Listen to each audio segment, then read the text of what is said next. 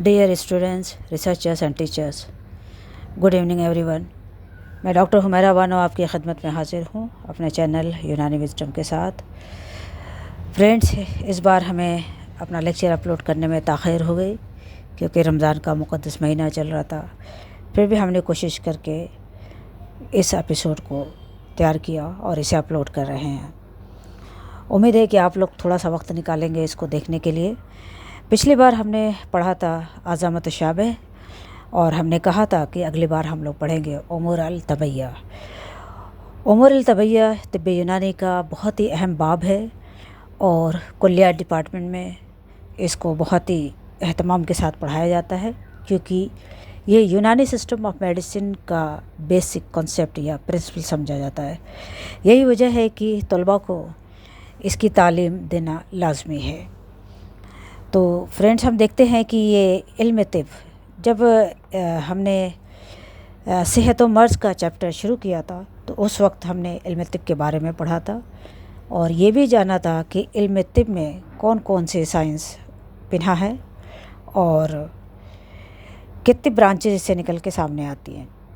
हमने उन ब्रांचेस का भी जिक्र किया था और उसके बारे में खातिर ख्वाह तफसीली तस्करा भी किया था। तो हम यहाँ छोड़ते हैं इल्म तिब को, यानी कि हम इल्म तिब के बारे में आज नहीं पढ़ेंगे, लेकिन हमें पढ़ना है उमूर अल तबय्या के बारे में। ठीक है, तो सबसे पहले हम ये देखना चाहेंगे कि इल्म तिब क्या है। बेसिकली तिब की जो किताबें हैं, जो क्लासिकल बुक्स हैं, उसने इसको किस ज़िम्न में रखा है और इसकी क्या तारीफ़ मुतय्यन की है। इल्म तिब दो हिस्सों यानी जुज़ नज़री और अमली यानी थेरेटिकल और प्रैक्टिकल इल्म पर मुश्तमिल है। आज भी सारे उलूम, बेशतर उलूम जो साइंसी उलूम हैं, उसके अलावा दीगर उलूम भी इन्हीं दो एस्पेक्ट्स को कवर करते हैं। कोई भी इल्म जब तक इन दो पहलुओं को कवर नहीं करता वो अपने आप में मुकम्मल नहीं कहलाता, क्योंकि प्रैक्टिकल एक ऐसा पार्ट है जिसके बगैर किसी भी इंसान को परफेक्शन हासिल करना बहुत ही मुश्किल होता है। इसलिए ये इल्म लाजमी जुज़ करार दिया गया है, यानी ये लाजमी है, ज़रूरी है। आज के दौर में भी हम देखते हैं कि वो तमाम उलूम जिसमें प्रैक्टिकल ज़रूरी होता है वो सबसे अहम माना जाता है। और जो लोग जितने ज़्यादा प्रैक्टिस करते हैं या इस मैदान में जितनी ज़्यादा ज़ोर आजमाई करते हैं, जितनी ज़्यादा मशक़ करते हैं, वो उतने ज़्यादा परफेक्ट माने जाते हैं या उनके अंदर परफेक्शन आता है। यही हाल तिब्ब यूनानी का भी है। तो चलिए ये देखते हैं कि ये दो हिस्सों में मुनक़सिम है। ठीक है, ये हमने तस्करा कर दिया। अब आता है कि तिब के लुग़वी मानी क्या है। तिब के लुग़वी मानी जादू के हैं, जादू के हैं। ठीक है, तो इसके लिहाज से मुनासिब ये है या मुनासिबत ये है कि ऐसे उन्सुर में यानी उन्सुर में या कुछ मजमूए अनासिर में सेहत की हिफाजत करना। यानी ये यहाँ पे ये बात निकल के सामने आती है कि जो हमारे उन्सुर हैं, एटम हैं हमारे, तो एटम में हम सेहत की हिफाजत तो नहीं कर सकते, क्योंकि एटम को या तो हम जोड़ते हैं या जो है उसे निकालते हैं, माइनस करते हैं या प्लस करते हैं। ठीक है, और दूसरी चीज़ इससे ये होती है कि मजमूए अनासिर हो सकता है। मजमूए अनासिर का मतलब हमारे मॉलिक्यूल हो सकते हैं। ठीक है, हमारे मॉलिक्यूल्स तक हो सकते हैं, या फिर मजमूए अनासिर में जो मॉलिक्यूल्स के एग्रीगेशन से जो बनता है, तो हमारा यहाँ कंसेप्ट सेल्स के स्ट्रक्चर्स आ सकते हैं। ठीक है, इससे भी आगे बढ़ते हैं तो हम पूरे सेल का तज़किरा कर सकते हैं। उससे भी अगर आगे बढ़ते हैं तो हम टिश्यूज़ का तज़किरा कर सकते हैं, जो हमने पहले के लेक्चर में सब कुछ पढ़ लिया है, समझ लिया है। आज़ामत शाबह का जो चैप्टर पढ़ा था उसमें इस चीज़ को हमने बड़े डिटेल में बयान किया था। तो मेरे ख़्याल में यहाँ ये बात समझ में आ गई होगी। अब ये कह रहे कि ऐसे उन्सुर में या मजमूए अनासिर में सेहत की हिफाजत करना कि जिसके अंदर तबीयत होती है। अब हमने ये पढ़ा है कि जब हम कैफियत का ज़िक्र कर रहे थे उस लेक्चर में हमने ये पढ़ा था कि उन्सुर की भी तबीयत होती है। ठीक है, अभी हम आगे भी पढ़ेंगे तो इससे बात वाज़ह हो जाएगी कि उन्सुर की भी एक तबीयत होती है, यानी वो कैफियत उसके अंदर पैदा होती है जो कैफियत उला के नाम से जानी जाती है।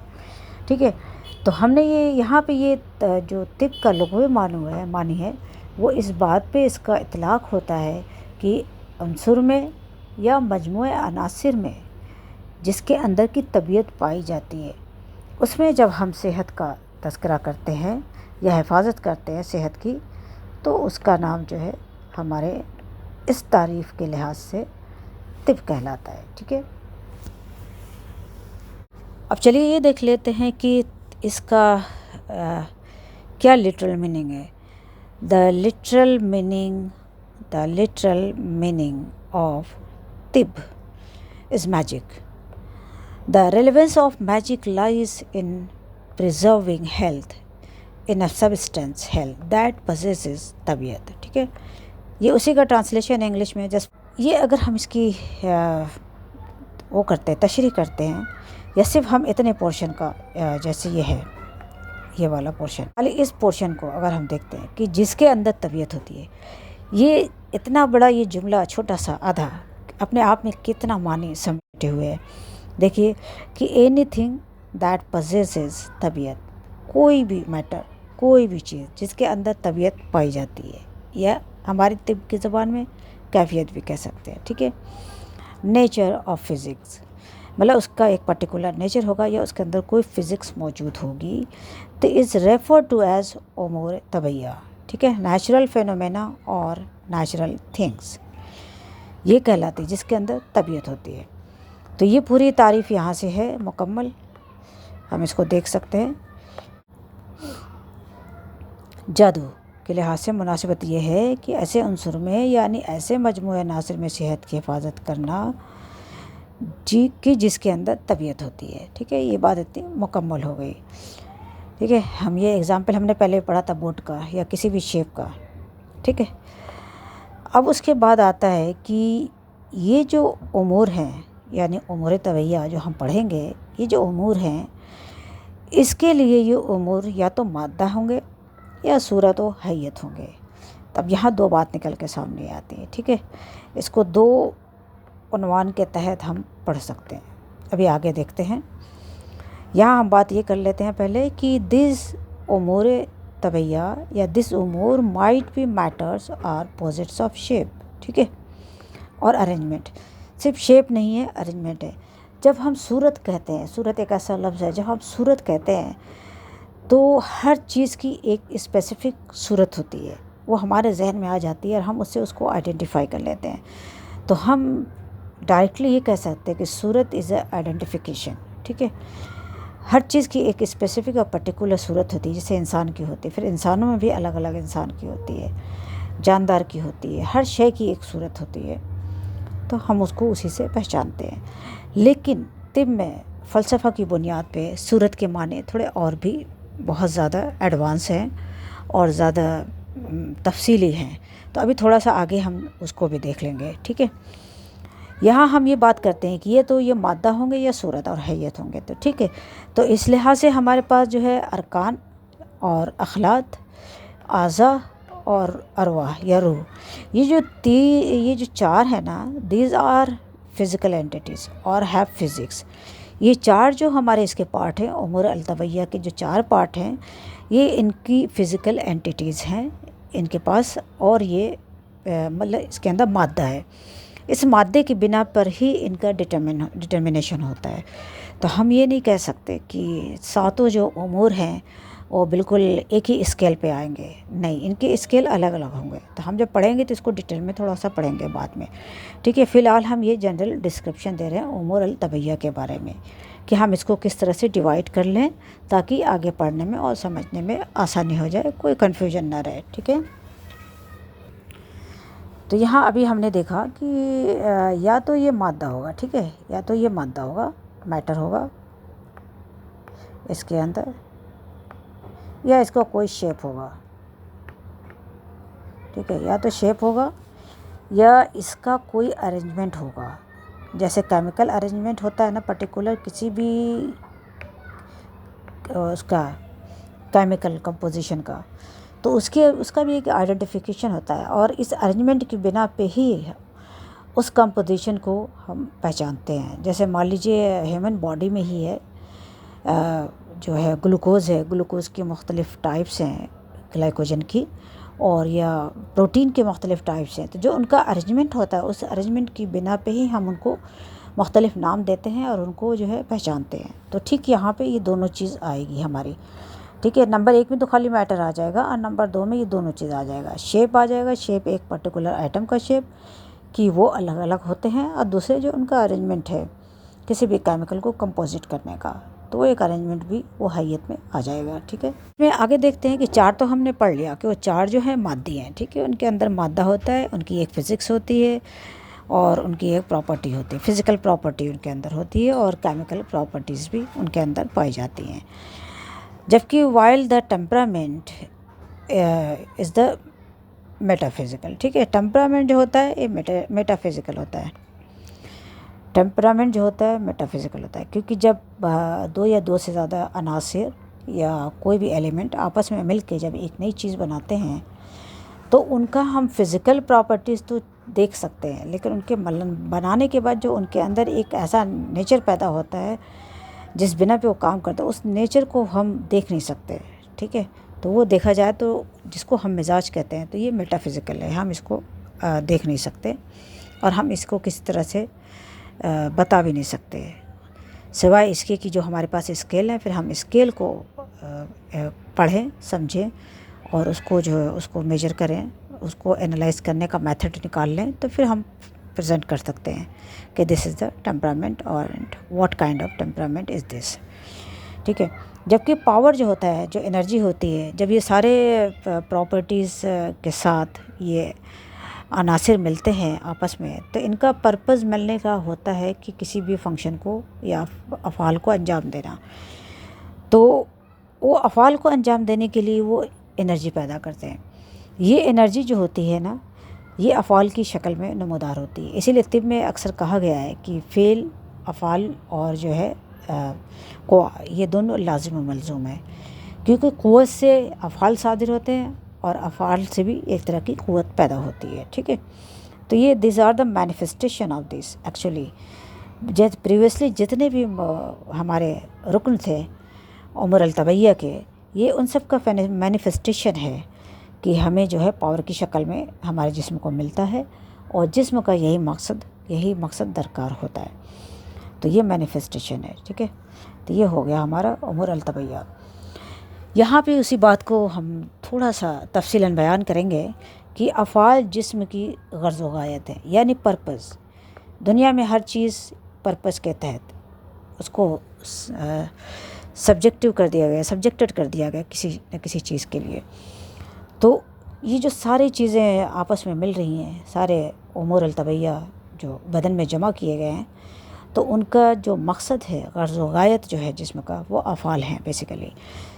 तो हम ये कह सकते हैं कि functioning is the main objective and ultimate goal of the body. ज़ाहिर सी बात है, यही मकसद है, हमें यही उससे काम लेना है, इसलिए ये सारी चीज़ें जमा की गई हैं और उनको तरतीब दिया गया है और इन्हीं तरतीब के नतीजे में फिर ये अफ़ाल अंजाम पाते हैं। यहाँ फिर ये कहा गया कि अफ़ाल दरअसल ख़ुद हरकत है। अब देखिए ये कितनी अच्छी बात है कि अफ़ाल दरअसल ख़ुद हरकत है, ये अफ़ाली हरकत है, ठीक है। तो action are in fact movements that occur due to तबीयत and bring about effects within the body। ये कहा गया है कि ये जो अफ़ाल दरअसल ख़ुद हरकत हैं जिसकी बाइस तबीयत बनती हैं, यानी तबीयत ही इनको जो है क्रिएट करती है। ये तबीयत की वजह से ही ये वजूद में आती हैं, ये हरकत तबीयत की वजह से ये हरकत वजूद में आती हैं और जिस्म में ये पैदा करती हैं, ठीक है। यानी जिस्म उसका जो है टूल है, एक ऐसा टूल है जिसमें ये सारी चीज़ें पैदा होती हैं, मुनक्स होती हैं। तो इसका मकसद यहाँ पे मतलब यही निकल के सामने आ रहा है। अभी हमने देखा कि इसमें तारीफ़ में, उमर अल-तबैया की तारीफ़ में सूरत और हैयत दो ऐसे अल्फाज आए जिसको जानना बहुत ज़रूरी है। दोनों फ़िलासफ़िकल वर्ड हैं, दोनों ये वर्ड्स जो हैं फ़लसफ़ा पे मुनहसर करते हैं या उससे इनका ताल्लुक़ है।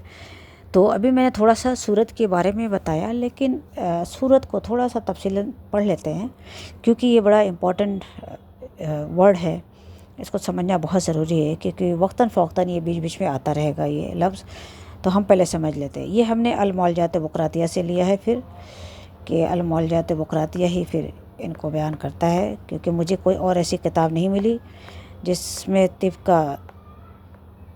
का फ़लसफ़ा बयान किया गया हो। ठीक है, अव्वल मौजात बुकरातिया अव्वल से लिया मैंने। ठीक है, इसमें यह है कि जो तारीफ़ बयान की है कि सूरत क्या चीज़ है, ये एक ऐसी चीज़ है जिसके अंदर कोई चीज़ हू बहू मौजूद हो। इससे पहले भी हमने थोड़ा बयान किया है, लेकिन आज थोड़ा सा तफसील से देखते हैं। सूरत एक ऐसी चीज़ है कि जिसके अंदर कोई चीज़ बिल्कुल एक जैसी होगी। फॉर एग्ज़ाम्पल, मैंने एक आयरन का टुकड़ा लिया, तो आयरन के टुकड़े में जितने एटम्स होंगे आयरन के, वो सब एक जैसे होंगे, सिमिलैरिटीज़ होंगे उनके अंदर। तो उनकी ये जो सिमिलैरिटीज़ होंगी, जो बताएगी कि ये आयरन का ही है। अगर हम उसे एक जुदा करके कहीं और रख दें और फिर हम देखें, तो हम बिना समझे, बिना जाने कि कहाँ से जुदा किया गया, हम इसको बता सकते हैं कि ये आयरन का आइटम है। तो ये स्पेसिफिकेशन जो है, यही उसकी सूरत है, न कि ये कि एटम गोल है या उसका रेडियाई कितना है, रेडियस मतलब कितना है उसका, या और अदर प्रॉपर्टीज़ क्या है। बात यहाँ वो नहीं हो रही है, बात यहाँ सिर्फ सूरत की हो रही है। सूरत से मतलब बिल्कुल यहाँ वो नहीं है कि सिर्फ शक्ल और शेप भी सूरत में कहीं कहीं ज़िम्नन इस्तेमाल किया गया है, लेकिन यहाँ मतलब जो है किसी भी एलिमेंट के सारे उन्सर या सारे एसेंस एक जैसे होंगे, वो एक जैसी खूबियों के मालिक होंगे, उनके अंदर सिमिलैरिटीज़ होंगी। तो ये सिमिलैरिटीज़ ही बेसिकली सूरत है। ठीक है, अब जैसे फॉर एग्ज़ाम्पल है, ये हमने देखिए लिखा कि ये बनाया है, ये मान लीजिए कार्बन के आइटम है, या जैसे ये आयरन के आइटम है, सब एक जैसे होंगे। ठीक है, इनकी सारी प्रॉपर्टी भी एक जैसी होगी, इनकी बॉन्डिंग कैपेसिटी एक जैसी होगी। ठीक है, ये कॉपर के हमें यहाँ बड़ा वाला देख लेते हैं, जैसे ये है, ये सब एक जैसे हैं। तो किसी भी एलिमेंट के जितने आइटम होंगे सब एक जैसे होंगे, तो इनका एक जैसा होना ही इसका स्पेसिफिकेशन है और यही इसकी सूरत है। थोड़ा सा और देखते हैं कि तबीब को ये यकीन रखना ज़रूरी है कि सूरत एक ऐसा जौहर है जो मादा नौइया को तश्कीली अंदाज में ढांक लेता है। तो मादा नौइया को तश्कीली अंदाज से ढांक लेता है। ठीक, सूरत न शक्ल है न मादा शक्ल, बल्कि मादा एक अज़ली चीज़ है और जौहर है।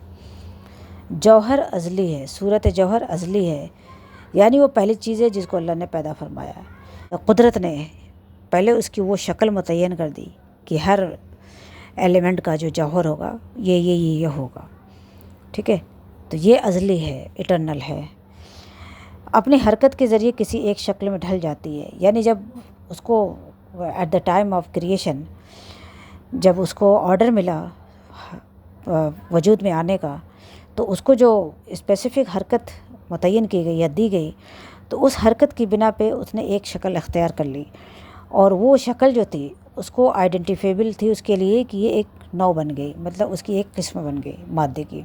इसी तरह हर मादे के साथ हुआ कि हर मादे को एक हरकत दी गई और एक उसका मादा स्पेसिफिक किया गया, तो ये दोनों मिल कर के उसकी एक अलग अलग किस्में बनती गई, और इस तरह से बेतहाशा जो अक़साम वजूद में आई, और इन्हीं जो है अक़साम के बिना पे ये एक दूसरे से मुमताज़ हो सके। ठीक है, अब ये नौ बहुत सारे मानी के एतबार से मुख्तलिफ होती हैं। ठीक है, ये हमने पढ़ा है, अभी हम लोग इस दौर में भी पढ़ते हैं कि एलिमेंट्स की बहुत सारी तादाद हैं, उनकी सबकी प्रॉपर्टीज़ अलग है, उनका डिवीज़न अलग है।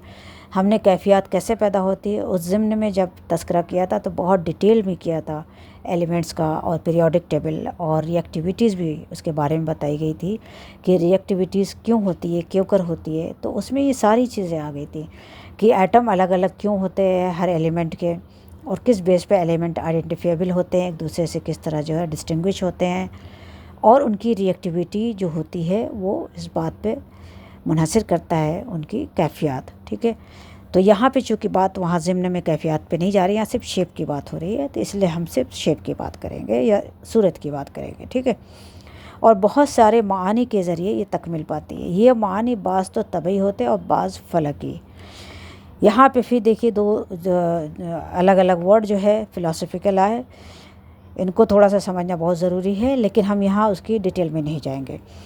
हम इस इक़्तिबास से जितनी जो बातें निकल के सामने आई हैं, खाली हम उसको देख लेते हैं कि क्या क्या बात निकल के सामने आई है। ठीक है, पहली बात ये निकल के सामने आई कि इनके अंदर सिमिलैरिटीज़ होंगी, यानी जो भी एटम होगा वो सिमिलर होगा, उनका जो है शेप और साइज़ के लिहाज से ये सिमिलर होंगे, ठीक है, इनमें वेरिएशन नहीं होगा। एसेंस है यानी ये एक जौहर है, एसेंस है यानी कोई ना कोई सब्सटेंस है इसके अंदर, ठीक है, यानी मादा है इसके अंदर। तीसरी चीज़ ये कि फॉर्म्स है यानी कोई ना कोई उसकी एक शक्ल है, उसको एक शक्ल दी गई है।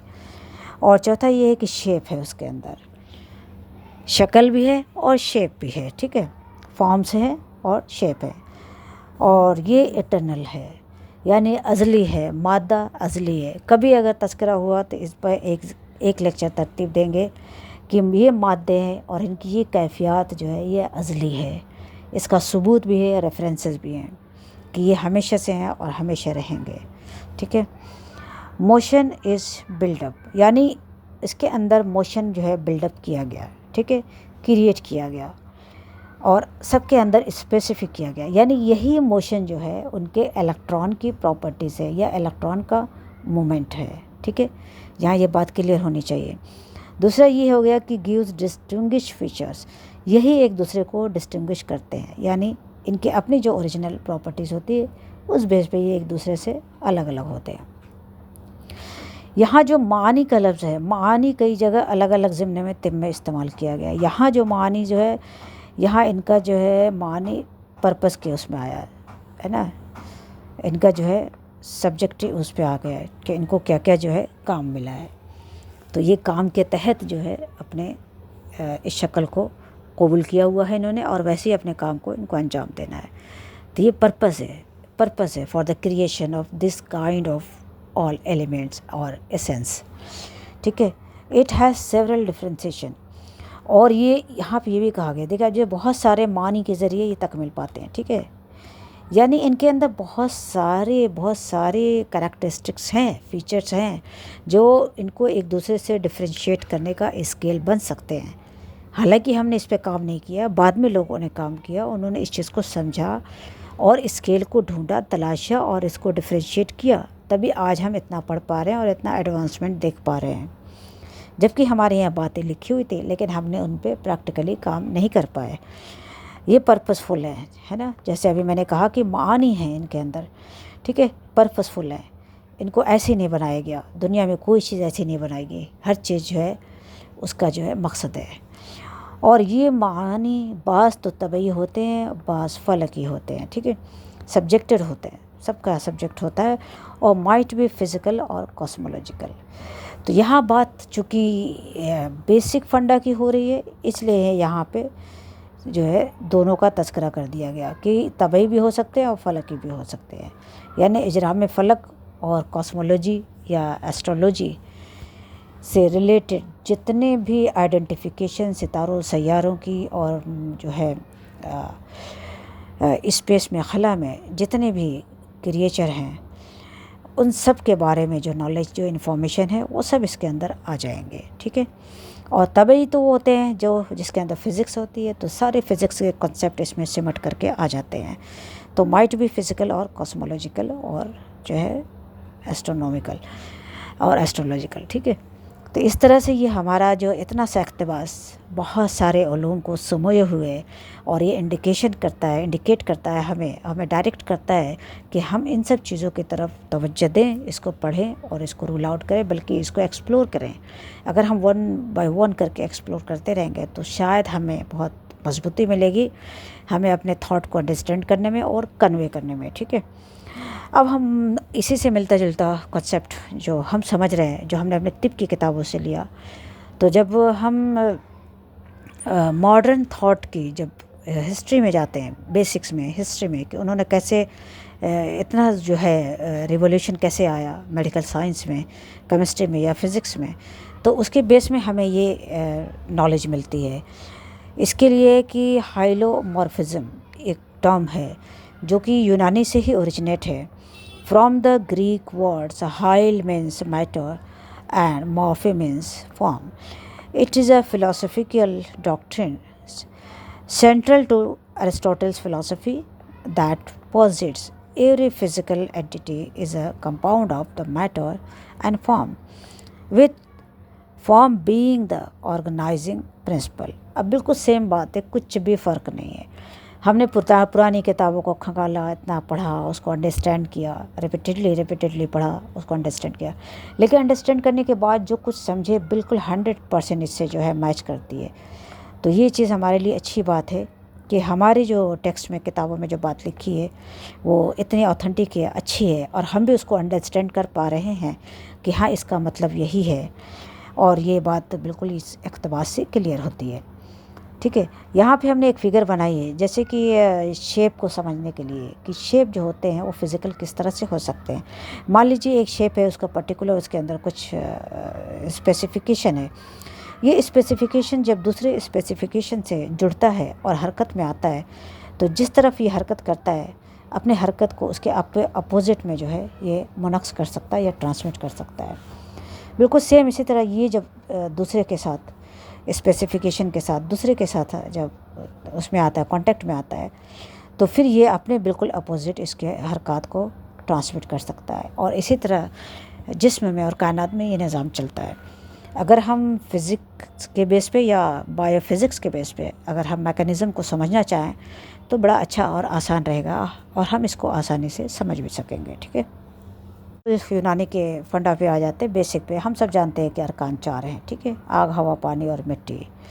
इनका जो सीक्वेंस है, इनकी थिकनेस के और इनकी जो है थिकनेस या स्पेसिफिक ग्रेविटी के लिहाज से कह सकते हैं कि मुतय्यन की हुई है या इसी सीक्वेंस में लिखे गए हैं। तो हम जानते हैं कि अरकान जो है 4 हैं। ठीक है, fire, air, water and earth. अरकान को मुसन्निफ़ ने सबसे पहले इसलिए बयान किया है कि ये तबन और कुदरतन मुक़द्दम है।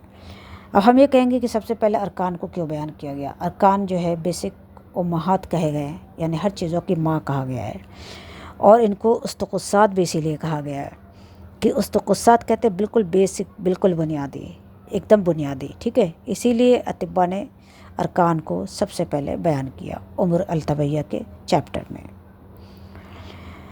कहा यह जाता है कि यही वो अरकान और है मवालिद सलासा को पैदा करने वाले। कौन व फसाद की इस दुनिया में जितनी चीज़ें बनती हैं, मवालिद सलासा सबके अज्जा यही है। ठीक है, यही अज्जा उनके हिस्सा हैं। तो यानी ये अज्जा जब वहाँ मिलते हैं, और जो भी इनका प्रोसेस का तरीका है या बॉन्डिंग के जो कैफियत है, अरेंजमेंट का जो स्ट्रक्चर है, जब मिलते हैं तो यही 3 चीज़ें वजूद में आती हैं, हैवानियात, जमादात और नबातात। ठीक है, ये बहुत इम्पॉर्टेंट पॉइंट है, ये जहन में रखने का। ठीक है, अनासिर मिजाज की ही वजह से अज्जा बनते हैं, यानी ये तरकीब बाहमी के बाद जुज़्व बदन बनते हैं। जो ये बात मैंने कही यहाँ पे वही लिखी हुई है। ठीक है, हम कहीं पे भी घूम फिर के कुछ भी पढ़ लें, सबका मतलब यही निकलता है। बस ये है कि हमें बहुत क्लियर करके और सेपरेट करके पढ़ना है पॉइंट वाइज। ठीक है, ताकि हमें कन्फ्यूज़न ना हो। मॉडर्न के पॉइंट ऑफ व्यू से, कॉन्सेप्ट से देखते हैं कि the atoms that make up plants and the human body are identical in the terms of their chemical, ठीक है, their chemical properties and structure. There are some differences in the types of atoms, their proportions and how they are organized. अब types of atom हम देख लेते हैं कि क्या है। Both plants and humans are composed of the same basic elements. ये सिर्फ एग्ज़ाम्पल के लिए है, जैसे अभी हमने बताया कि मवालिद सलासा जो है वो इन्हीं से बनते हैं, तो इसलिए हमने ये 2 चीज़ लिया कि ह्यूमन और एनिमल के जो बॉडी के जो बेसिक स्ट्रक्चर्स है वो कौन कौन से हैं। तो तकरीबन सेम हैं, वही बेसिक एटम हैं, बस इनके अरेंजमेंट और क्वांटिटी का फ़र्क है। यही अरेंजमेंट और यही क्वांटिटी, यही हमारा टेम्परामेंट कहलाता है, और इसी से सारी चीज़ें वजूद में आती है। बस यही रेशियो जब मुख्तलिफ होते हैं तो मुख्तलिफ चीज़ बनती है सब कुछ बेसिक वही। अब जैसे ये है कि कार्बन है, hydrogen, oxygen, nitrogen, phosphorus, potassium and sulphur, ये हमारे बेसिक कॉन्सेप्ट है। यही ह्यूमन के हैं, यही प्लांट्स के हैं, और यही एनिमल के भी होते हैं। ठीक है, आगे देखते हैं हम लोग। पर plants tend have a higher proportion of the oxygen. देखा, यहाँ पे इनका ऑक्सीजन का प्रोपोर्शन ज़्यादा होता है, एंड कार्बन का भी। ठीक है, atoms due to the presence of cellulose and other carbohydrates in their cell walls.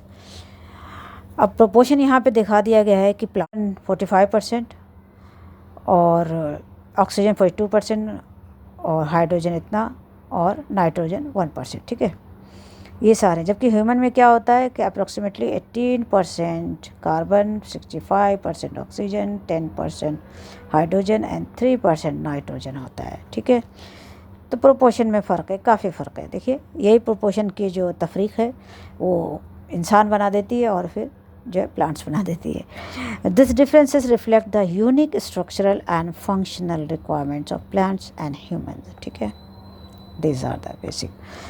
अब हम पढ़ते हैं कि इसमें क्या क्या डिफरेंसेस हो सकते हैं, थोड़ा सा देख लेते हैं वरना लेक्चर लंबा हो जाएगा। कि टाइप्स ऑफ एटम हैं। Human bodies primarily composed of atoms like oxygen, carbon, hydrogen, nitrogen, calcium and phosphorus. इसमें फ़र्क है। अभी मैंने बताया था कि arrangement of the atoms in the human body is highly organised होते हैं और कॉम्प्लेक्स होते हैं इन कंपेरिजन टू द मतलब उसके प्लांट्स के। ठीक है, और with specific structures like cells होते हैं, टिश्यूज़ है, ऑर्गन्स है। In solid matters the atomic arrangement can be crystalline और अमॉर्फस और the combination of the both. ठीक है, जबकि सॉलिड मैटर का अगर हम जिक्र करें, जैसे हमने सॉलिड मैटर का भी यहाँ पे निकाला इसीलिए कि हम देखें कि जमादात में और इंसान में क्या फ़र्क है। तो ये फ़र्क है, ये जो यहाँ पे बताया गया। ठीक है, ये वाला फ़र्क जमादात ये और इंसान का ये। ठीक है, इसी तरह केमिकल बॉन्डिंग भी टाइप में होता है। Human body primarily relies on the covalent ionic and hydrogen bonds to hold atoms and molecules together. Solid matter जब अगर होगा, जैसे हम जमादात की बात करेंगे, तो can exhibit a wider range of bonding types. जैसे हम केमिस्ट्री की बात करते हैं तो वहाँ पे जो है ये थोड़ा ज़्यादा हो सकता है, हो जाता है। हो सकता है कि ह्यूमन बॉडी में उससे भी ज़्यादा हो, लेकिन चूंकि हम इतना डिटेक्ट नहीं कर सकते अभी और नहीं किया है। बाहर हमें लेबोरेटरी में किसी चीज़ को डिटेक्ट करना या एनालाइज करना इजी है ज़्यादा। ह्यूमन बॉडी के अंदर हम इतना नहीं जान सकते, तो ये मुमकिन है कि उसकी वजह से ये डिफरेंस इसके अंदर पाया जाता है। सिटी जो है molecules in the human are often highly complex and large such as protein, carbohydrates and nucleic acid. ठीक है, और इसके अलावा डायनेमिक नेचर होता है। Atoms and molecules in the human body are constantly moving, interacting and undergoing chemical reactions. In solid matter the atoms and molecules can be relatively static and with some degree of vibration and thermal. तो ये बहुत बड़ा फ़र्क है, बहुत ही बड़ा फ़र्क है। दोनों में जगह एटम्स हैं, लेकिन देखिए हरकत की वजह से और डायनेमिक नेचर की वजह से कितना बड़ा फ़र्क है। जब इनके अंदर डायनेमिक नेचर आ जाता है तो ये इंसान बन जाते हैं अपने पर्टिकुलर अरेंजमेंट के साथ। ठीक है, एनर्जी इंटरेक्शन होता है। The human body relies on energy from various sources including the foods, sunlight and oxygen to sustain its function. Solid matter can interact with energy in different ways such as absorbing or reflecting light, conducting heat और responding to mechanical force। तो ये बहुत बड़ा difference है दोनों में, बहुत बड़ा big differences between the human body and the other solid material. Basically ये सॉलिड मटेरियल तो ह्यूमन बॉडी के लिए एज ए फूड या एनर्जी सोर्स के तौर पे इस्तेमाल में आता है। एनवायरमेंटल इंटरेक्शन भी इसी तरह से है कि the human body interact with its environment through various mechanisms such as respiration, digestion and sensory perception, जबकि solid matter जो है can interact with their environment through process like weathering and erosions और chemical reactions। तो big difference है। तो अगली बार हम शुरू करेंगे अरकान के बारे में। ठीक है, ओके बाय।